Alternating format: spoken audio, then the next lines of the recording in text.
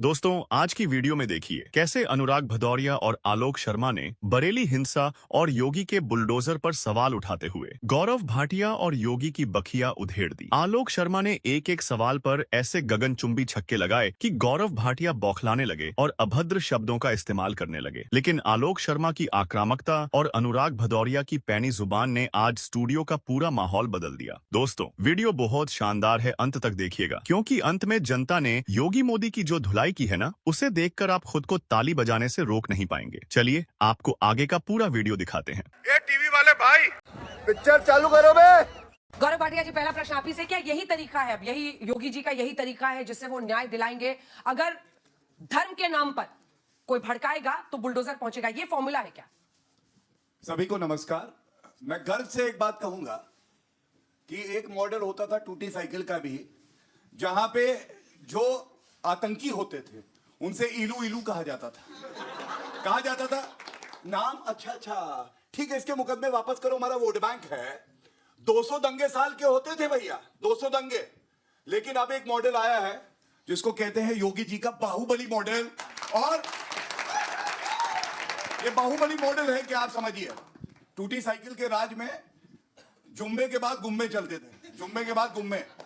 अब जो गुम्मा चलाता है वो पीछे मुड़ के देखता है तो मम्मी कहती है, बेटे गुम्मा चलाया था क्या? घर जो है चला गया, बुलडोजर आया था, खत्म हो गया। देखिए 2012 में मुलायम सिंह यादव जी ने अखिलेश यादव जी को गद्दी दी, लेकिन कहा जाता है विरासत में गद्दी तो मिल सकती है, बुद्धि नहीं मिल सकती है। 2017 का चुनाव आया अंजना जी, जनता ने रिजेक्ट कर दिया। 2017 में यशस्वी मुख्यमंत्री योगी आदित्यनाथ जी ने जो काम किया, 22 में जब रिपोर्ट कार्ड दिखना था तो जनता ने उन्हें पुनः मुख्यमंत्री बनाया। और इसीलिए बनाया कि हर बहन हर माता जानती है कि मैं सुरक्षित हूं, तो योगी आदित्यनाथ जी अगर मुख्यमंत्री हैं तो सुरक्षित हूं, वरना ये तो कहते थे लड़के हैं, लड़कों से गलती हो जाती है।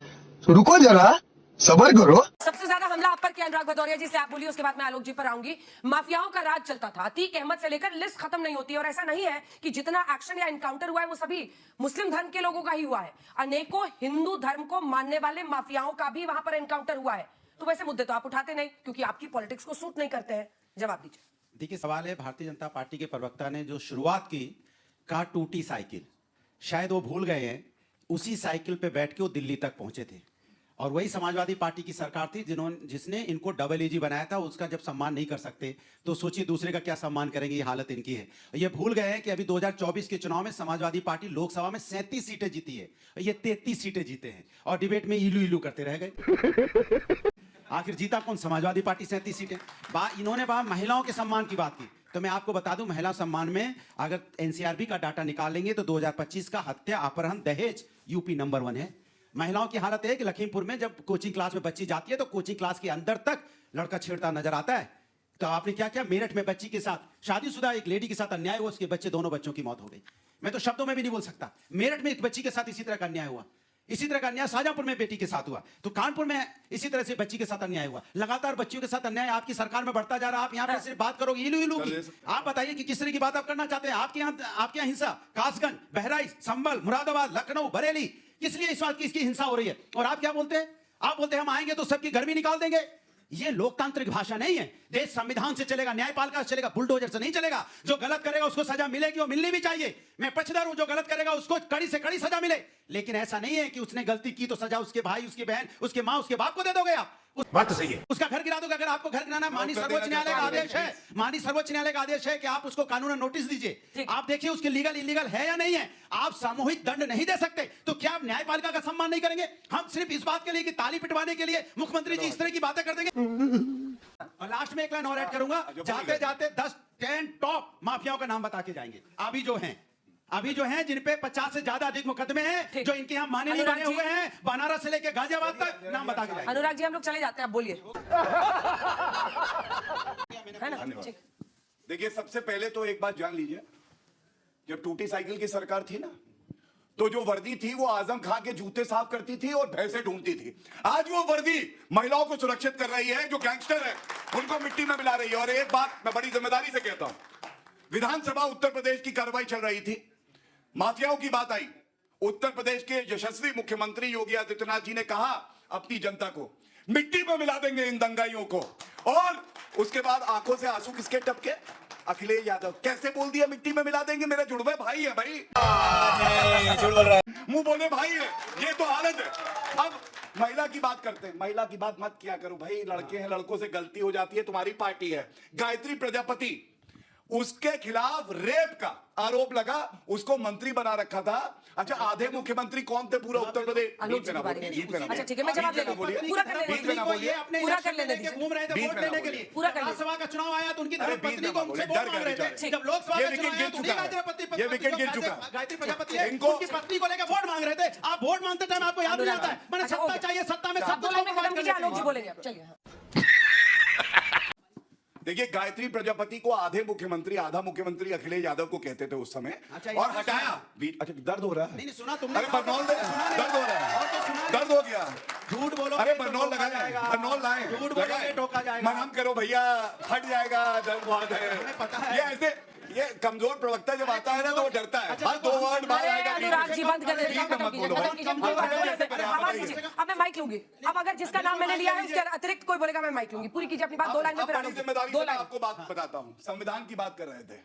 संविधान की बात इन्हें तब नहीं याद आती है जब 7 हमारी बहनें मुजफ्फरनगर दंगों में उनके साथ बलात्कार होता है, 100 दिन तक पुलिस गिरफ्तार नहीं करती है। संविधान की बात इन्हें तब नहीं याद आती है जब हमारा भाई कन्हैया उसका सर तन से जुदा हो जाता है तो मौलाना अखिलेश एक शब्द नहीं बोलते। और ये मैं डटके की चोट पे कहता हूं, सर्वोच्च न्यायालय ने बीच में ना बोलो प्लीज, नहीं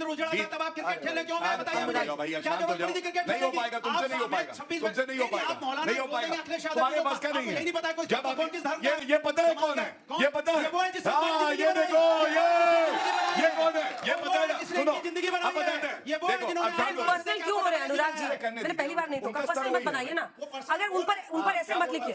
नहीं बोले, वो आपके नेता पर बोल रहे हैं, आप अनुराग भदौरिया पर नहीं बोल ये रहे। बच्चे हैं, अभी आप बता रहे हैं। अभी आप बिना पेंट सुनिए, के आ जाते हैं। अब ये सुनिए, दो लाइन में। अब ये सुनिए, बिना ये पजामा के बैठ जाते हैं सुनिए, कभी। ये इनका मैनिफेस्टो है और इनकी तुष्टीकरण की राजनीति क्या है, इसमें लिखा है अगर आतंकवाद का भी मुकदमा चल रहा होगा लेकिन मुसलमान होगा आरोपी तो हम मुकदमे वापस ले लेंगे। इलाहाबाद हाईकोर्ट ने ठीक है, करारा आलोक जी। थप्पड़ मारा आलोक जी। और एक मुकदमा वापस नहीं लेने दिया। दूसरी बात, एक मिनट, जल्दी पूरा। जब हमारी बेटियों की बात आए तो हिंदू मुस्लिम सिख ईसाई क्या, एक लाइन पढ़ देता हूं, लिखा है कक्षा 10 पास मुस्लिम बालिकाओं को आगे की शिक्षा ग्रहण करने के लिए 30,000 रुपए देंगे। हिंदुओं के बच्चों को क्यों नहीं देंगे, ईसाइयों को क्यों नहीं देंगे? अरे तुम्हारा मैनिफेस्टो कहता है, ठीक है, शर्म आ आलोक रही है अपने मैनिफेस्टो को आलोक देखने जी, में। ये है आलोक जी, टूटी साइकिल। आलोक जी, लेकिन एक दूसरा चैलेंज ये है कि इस तरह का इंस्टेंट एक्शन लोकप्रियता बढ़ाता है। आप देखिए, ऐसा रेप का मामला भी आया था, दक्षिण भारत से आया था, जहां पर त्वरित न्याय को लेकर लोगों में जबरदस्त उत्साह और एनकाउंटर को लेकर लोगों का मानना है कि ऐसे अपराधियों के साथ तो ऐसा ही होना चाहिए। वैसे ही माफियाओं के अंत पर कई लोग जश्न मना रहे थे और योगी की लोकप्रियता भी उससे बढ़ती है।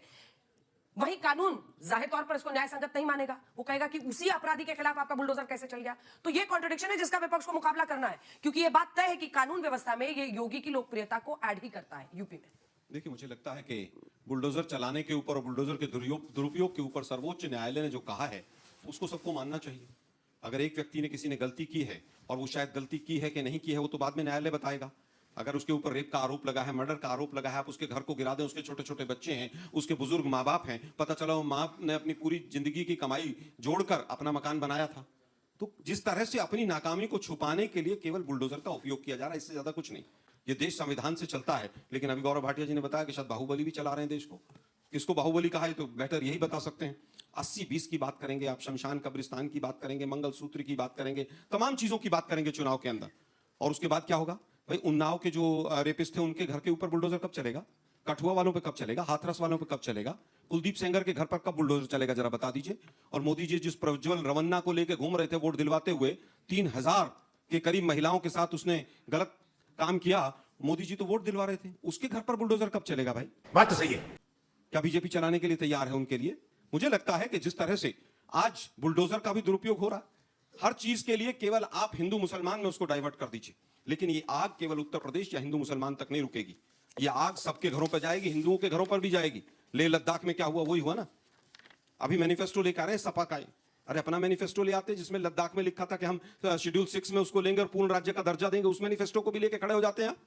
सोनम वांगचुक को जेल में डाल दो, फलाने को जेल में डाल दो, इसका मैनिफेस्टो ही है। अपना भी 2014 का मैनिफेस्टो ले आते, 2 करोड़ रोजगार मिलेंगे और बुलेट ट्रेन चलेगी और पता नहीं कौन कौन सी बातें थी। उनको भी लेकर आ जाते, उनको लेकर बैठ जाते और उससे ही पता चल जाता कि भाई मैनिफेस्टो की क्या कीमत है। गायत्री प्रजापति जेल में भी सुरक्षित नहीं है। कल ही कुछ हुआ है उसके साथ। दुर्भाग्य यह है कि उसकी पत्नी को लेकर अमेठी में वोट बीजेपी मांग रही थी। आज वो बहुत बुरा आदमी, चोरों के साथ भी बैठकर, जिन लोगों जो घोषित अपराधी हैं उनसे भी वोट लेने में मास्टर है। वो हरियाणा में कौन था, वो एक बाबा, 21 बार पैरोल दे दी उसको, 21 बार, राम रहीम को। और ये लोग महिला सुरक्षा की बात करते हैं क्योंकि हरियाणा का चुनाव था, हरियाणा का चुनाव था, राम रहीम के पास वोट थे तो उसको पैरोल दे दो। जो पैरोल जेलर दे रहा था उसको टिकट दे दो। अच्छा बात नहीं है। और ये लोग कहते हैं महिला सुरक्षा की बात करते हैं। ठीक। बुलडोजर का केवल और केवल राजनीतिक उपयोग हुआ है। मुझे बताइए 10 से ज्यादा एसआईटी बनी है उत्तर प्रदेश के अंदर, एक का भी रिजल्ट नहीं आया। और दंगों की बात की इन्होंने, संसद में के पटल पर जवाब दिया कि मोदी जी की सरकार आने के बाद देश के अंदर 5000 से ज्यादा दंगे हुए। ये संसद के पटल पर दिया गया उत्तर है।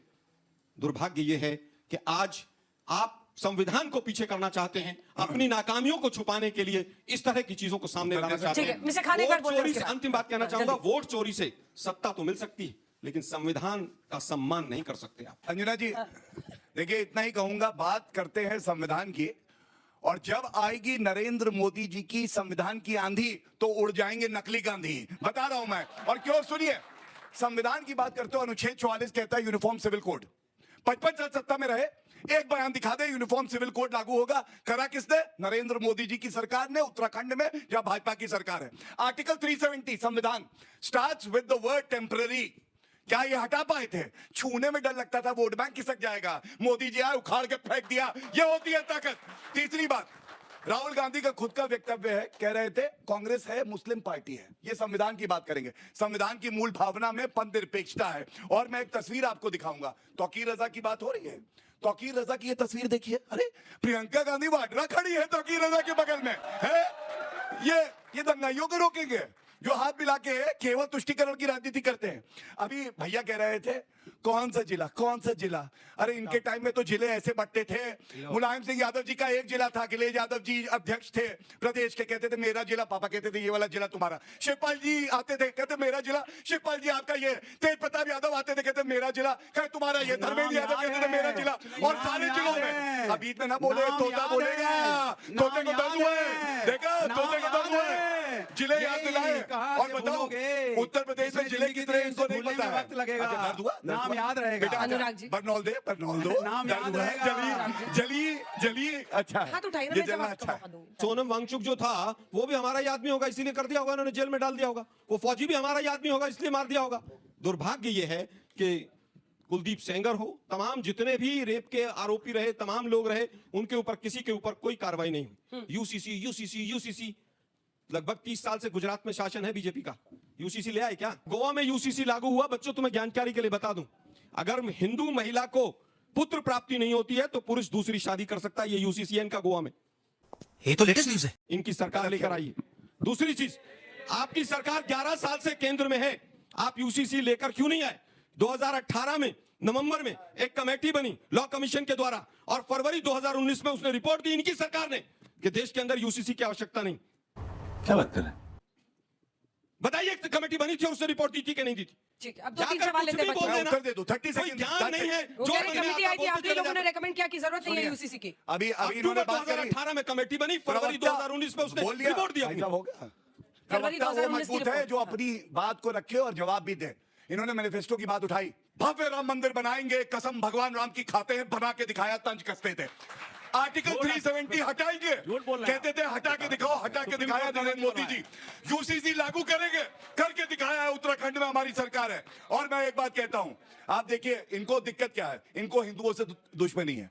ये क्या कहते हैं, हिंदू मुसलमान के अलावा कोई अरे टॉपिक नहीं इनके पास। हाँ बिल्कुल, हिंदू बिल्कुल। मुसलमान के अलावा कोई अच्छा, टॉपिक नहीं इनके ये सनातन, अगर मोदी जी आ गए तो सनातन का राज आ अरे जाएगा। टोपी भाई वाले क्या फोटो कहते हैं, तमाम ये खड़गे जी ने मस्जिदों बोला, के फोटो आप तो बीच मोदी में जी बोल के रहे हो, दिए दर्द हो रही है, दर्द हो रही है। और कुछ सुनो, नहीं हो रहा है। और सुनो, ये और सुनो, बेरोजगारी जो बढ़ रही है, अगर इसमें मैं गलत चर्चा हूं, करो। अगर मैं गलत हूं, मैं हिंदू राजनीति मुसलमान छोड़ूंगा। करते देश को अगर कहां ये गलत है पहुंचा तो दिया? राजनीति छोड़े। हिंदू आतंकवाद हिंदू का मुसलमान, आविष्कार हिंदू किया मुसलमान, इन्होंने। इसके अलावा और सुनिए, इतनी अगर हैसियत है, एक बार बोल के दिखा इस्लामिक आतंकवाद। मैं नहीं कह रहा हूं नहीं बोल पाएंगे, लेकिन हिंदुओं को आतंकी बोलेंगे क्योंकि इनको हिंदुओं से खान साहब नफरत को है एक बार बोल और लीजिए, हमें खान देश साहब। से मोहब्बत है। ये फर्क है। गौरव जी आपसे सवाल। अंजना जी, जब आप कहते हैं कि देश कानून से चलेगा तो जो संवैधानिक पद पे एक विराजमान व्यक्ति है, अगर वह कानूनी प्रक्रिया में त्वरित न्याय के लिए छेड़खानी भी करता है तो वह भी तो कानून का उल्लंघन है ना। आप बताइए किसकी बात कर रहे हैं और क्या बात कर रहे हैं। जो त्वरित न्याय के लिए बुलडोजर चल जाती है, चाहे कुछ भी चल जाता है, तो वह भी तो तो मैं आपको उत्तर दे देता हूँ पेशे से। मैं वरिष्ठ अधिवक्ता हूँ, वो ऑर्डर मेरे पास है, मैं आपको पढ़ देता हूँ। सुप्रीम कोर्ट ने कहीं भी ये नहीं कहा है कि बुलडोजर नहीं चल सकता है। सुप्रीम कोर्ट ने ये कहा है जो कानून प्रक्रिया है उसका पालन करिए और उसके बाद बुलडोजर चलिए, और स्टे नहीं किया बुलडोजर चलाना। क्यों? अगर कोई कब्जा कर रहा है सरकारी जमीन पे, रोड को ब्लॉक करके अपनी दुकान बनाएगा और वहां जूस में मूत्र मिला के और आपकी थूक मिला के बेचेगा, तो क्यों नहीं कार्रवाई होगी? बुलडोजर चलेगा उस पर, बिल्कुल चलेगा।